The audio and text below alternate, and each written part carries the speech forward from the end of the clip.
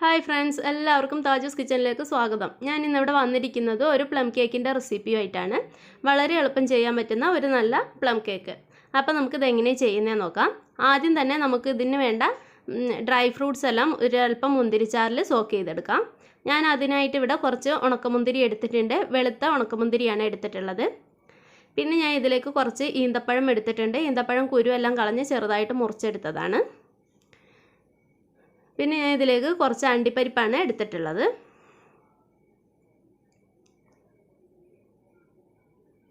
പിന്നെ ഇതിലേക്ക് കുറച്ച് കറുത്ത മുന്തിരി എടുത്തിട്ടുണ്ട്.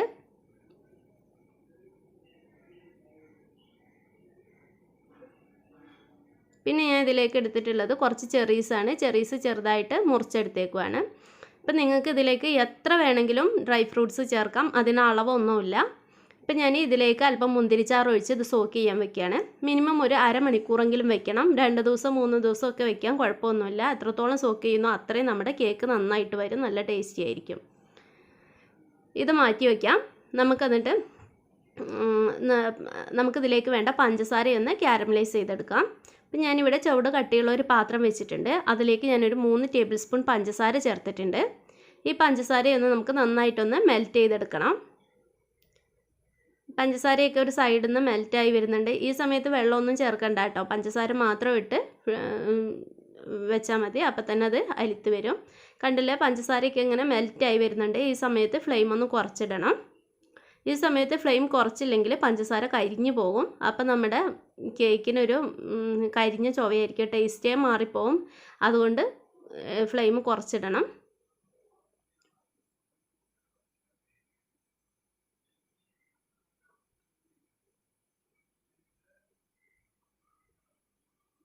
നന്നായിട്ട് കുറച്ച് വെച്ച് ചെയ്യാം നമുക്ക്.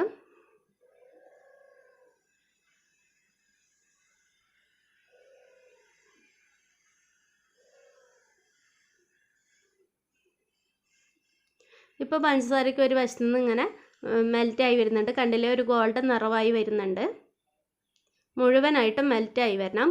ഈ ഒരു നിറവാണ് ഈ നമ്മൾ പഞ്ചസാര ക്യാരമലൈസ് ചെയ്ത് ചേർക്കുന്നുണ്ടല്ലോ, ഈ ക്യാരമലിൻ്റെ നിറവാണ് നമ്മുടെ പ്ലം കേക്കിന് കിട്ടുന്നത്.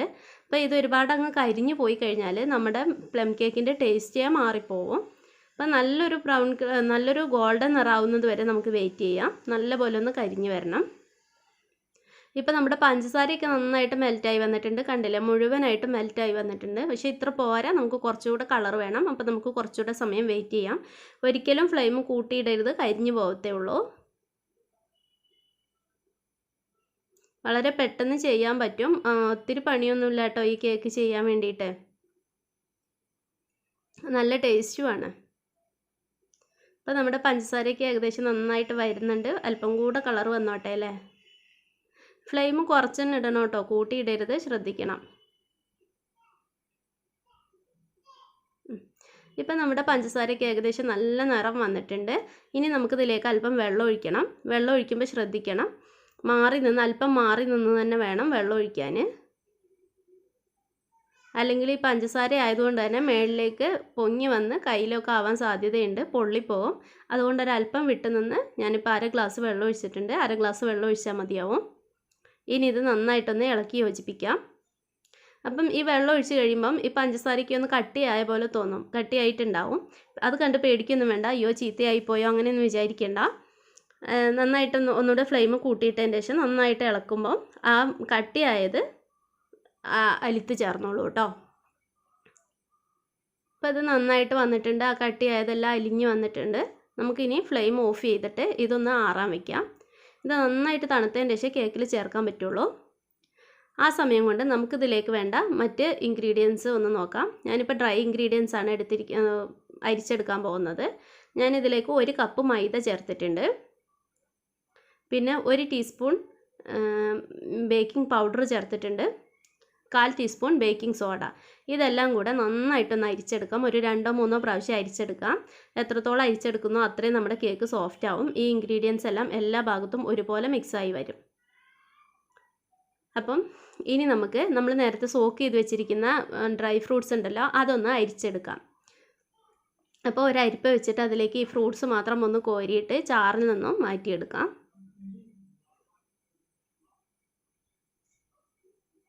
ഇപ്പോൾ ഞാനിതെല്ലാം മാറ്റിയിട്ട് ചാറിൽ നിന്ന് മാറ്റിയിട്ടുണ്ട്. ഇനി നമ്മൾ അരിച്ച് വെച്ചിരിക്കുന്ന ഡ്രൈ ഇൻഗ്രീഡിയൻസിൽ നിന്നും ഒരു 2-3 ടേബിൾ സ്പൂൺ ഇട്ട് ഇതൊന്ന് മിക്സ് ചെയ്തെടുക്കാം.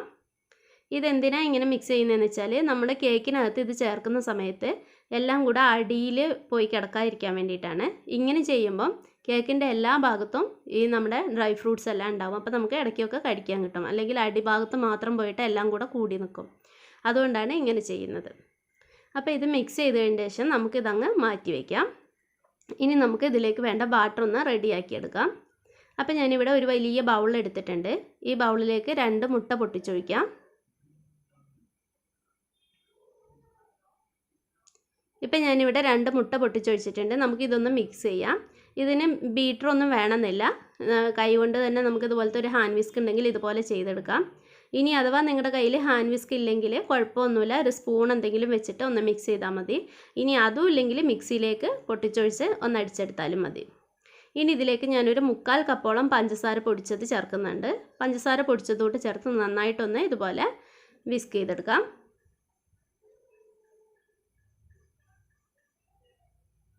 ഇനി ഇതിലേക്ക് ഒരു 1/4 കപ്പ് സൺഫ്ലവർ ഓയിലേക്ക് ഒഴിക്കുന്നുണ്ട്. ഏതെങ്കിലും വെജിറ്റബിൾ ഓയിൽ ചേർത്താൽ മതി. ഒരിക്കലും വെളിച്ചെണ്ണയൊന്നും ചേർക്കരുത് കേട്ടോ. അപ്പോൾ ഈ ഓയിലൂടെ ചേർത്ത് കഴിഞ്ഞിട്ട് നന്നായിട്ടൊന്നുകൂടെ മിക്സ് ചെയ്യാം.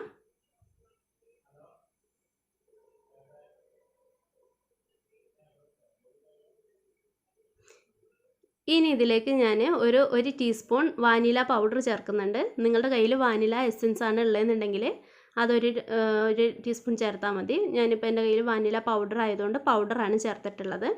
പൗഡർ കൂടെ ചേർത്ത് കഴിഞ്ഞിട്ട് നന്നായിട്ടൊന്നുകൂടെ മിക്സ് ചെയ്യാം. ഇനി ഇതിലേക്ക് വേണ്ടത് കുറച്ച് പട്ട പൊടിച്ചതാണ്. അപ്പം ഞാനിവിടെ പട്ടയും ഗ്രാമ്പും ഏലക്കായും കൂടെ ഒരുമിച്ചെടുത്ത് പൊടിച്ചതാണ്. അതിൻ്റെ ഒരു ടീസ്പൂൺ ഞാനിതിലേക്ക് ചേർക്കുന്നുണ്ട്. ഇതിൻ്റെ ഈ ഒരു ടേസ്റ്റ് ആണ് ശരിക്കും നമ്മുടെ പ്ലം കേക്കിന് വരേണ്ടത്. ഇതൊക്കെ ചേർക്കുന്നതുകൊണ്ടാണ് പ്ലം കേക്കിന് നല്ലൊരു ടേസ്റ്റ് വരുന്നത്. അതുകൊണ്ട് ഞാനിവിടെ ഒരു ടീസ്പൂൺ പട്ടയും ഗ്രാമ്പും ഏലക്കായും കൂടെ പൊടിച്ച് ചേർത്തിട്ടുണ്ട്. ഇനി ഇതിലേക്ക് നമ്മൾ നേരത്തെ കാരമലൈസ് ചെയ്ത് മാറ്റി വെച്ചിരിക്കുന്ന ആ പഞ്ചസാരയുടെ സിറപ്പ് ഉണ്ടല്ലോ, അത് നമുക്ക് ഇതിനകത്തേക്ക് ചേർത്ത് കൊടുക്കാം.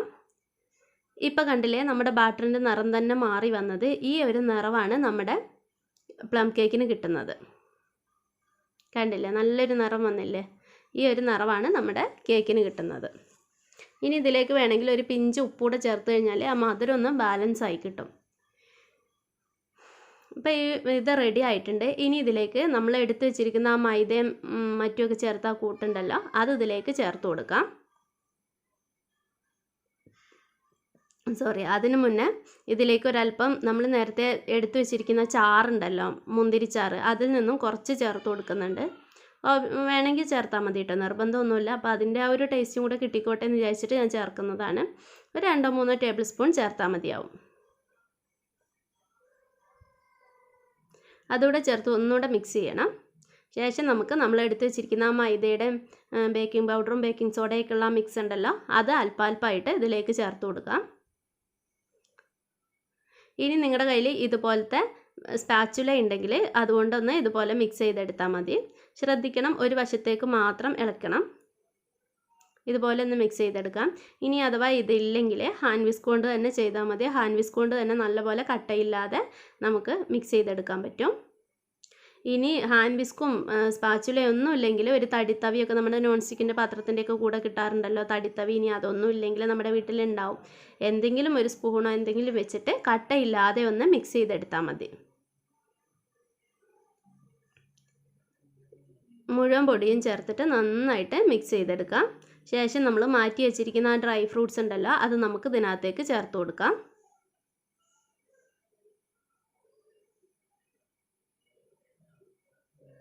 ഈ ഡ്രൈ ഫ്രൂട്ട്സ് കൂടെ ചേർത്ത് നമുക്ക് ഒന്നുകൂടെ മിക്സ് ചെയ്തെടുക്കാം. ഇതെല്ലാ ഭാഗത്തും വരുന്നത് പോലെ നന്നായിട്ടൊന്ന് മിക്സ് ചെയ്തെടുക്കാം.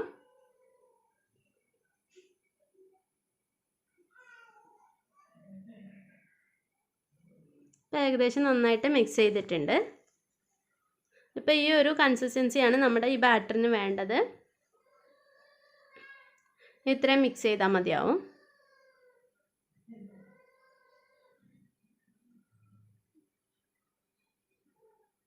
ഈ സ്പാച്ചുല ഇതാണ്, ഒട്ടും ഇല്ലാതെ നമുക്ക് മുഴുവനായിട്ടും ഇതുപോലെ എടുക്കാൻ പറ്റും.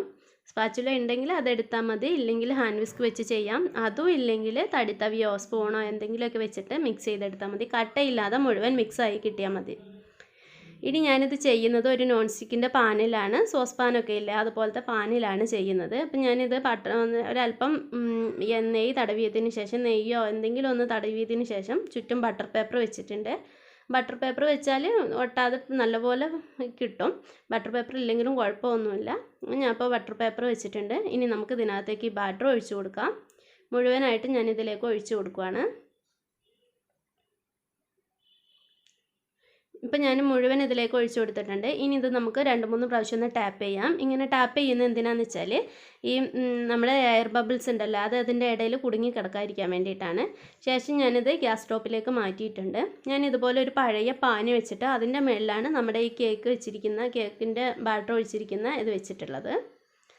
ഇനി നമുക്കിത് അടച്ച് വെക്കാം. അടച്ച് വെച്ച് 1 മിനിറ്റ് നമുക്ക് ഹൈ ഫ്ലെയിമിൽ ഇട്ടിട്ട് 1 മിനിറ്റിന് ശേഷം ലോ ഫ്ലെയിമിലാക്കി വെക്കാം. ലോ ഫ്ലെയിമിൽ ഒരു 30-35 മിനിറ്റ് വെക്കാം.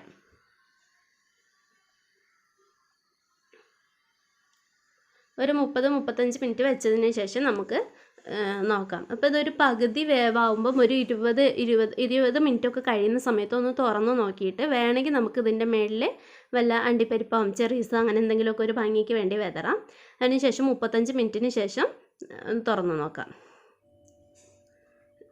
ഇപ്പം ഞാനിത് വെച്ചിട്ട് ഏകദേശം 35 മിനിറ്റായി. നേരത്തെ ഞാനിത് തുറന്ന് ഇതിൻ്റെ മുകളിൽ കുറച്ച് അണ്ടിപ്പരിപ്പും ചെറീസും ഒക്കെ തൂവിയിരുന്നു. ഇപ്പോൾ കണ്ടില്ലേ, കയ്യിലൊന്നും ഒട്ടിപ്പിടിക്കുന്നൊന്നുമില്ല. നന്നായിട്ട് പെർഫെക്റ്റ് ആയിട്ട് തന്നെ വന്നിട്ടുണ്ട്. നല്ലപോലെ പൊന്തിയൊക്കെ വന്നിട്ടുണ്ട്. ഇനി വല്ല പപ്പടക്കോലോ അല്ലെങ്കിൽ ടൂത്ത് പിക്കോ എന്തെങ്കിലും ഒന്ന് വെച്ചിട്ട് ജസ്റ്റ് ഒന്ന് കുത്തി നോക്കി കഴിഞ്ഞാൽ നമ്മുടെ ടൂത്ത് പിക്ക് അല്ലെങ്കിൽ എന്ത് വെച്ചിട്ടാണ് നമ്മൾ കുത്തിയത് അത് നല്ല ക്ലീൻ ആയിട്ട് വരുന്നുണ്ടെങ്കിൽ നമ്മുടെ കേക്ക് നന്നായിട്ട് വെന്ത് വന്നിട്ടുണ്ടാവും. ഉള്ളൊക്കെ വെന്ത് വന്നിട്ടുണ്ടാവും എന്നാണ്. ഇപ്പോൾ കണ്ടില്ലേ, നമ്മുടെ ഈ പപ്പടക്കോലൊക്കെ നല്ല ക്ലീൻ ആയിട്ട് തന്നെ വന്നിട്ടുള്ളത്. അപ്പം നമ്മുടെ ഈ കേക്ക് നല്ല പെർഫെക്റ്റായി വന്നിട്ടുണ്ട്. അപ്പോൾ ഇത്രയേ ഉള്ളൂ. ഇനി ഇത് നമുക്ക് ഒരു എന്തിലേക്കെങ്കിലും മാറ്റാം, ഈ പാനിൽ നിന്ന് മാറ്റിയെടുക്കാം. ഇപ്പോൾ കണ്ടില്ലേ, നമ്മുടെ കേക്ക് അടിപൊളിയായി വന്നിട്ടുണ്ട്. എല്ലാവരും ചെയ്തു നോക്കണം. ഇഷ്ടപ്പെട്ടാൽ ലൈക്ക് ചെയ്യണം, ഷെയർ ചെയ്യണം, കമൻറ്റ് ചെയ്യണം. ഒപ്പം ചാനൽ സബ്സ്ക്രൈബ് ചെയ്യാത്തവരുണ്ടെങ്കിൽ ദയവായി ഒന്ന് സബ്സ്ക്രൈബ് ചെയ്ത് എന്നെ സപ്പോർട്ട് ചെയ്യണം. Okay, thank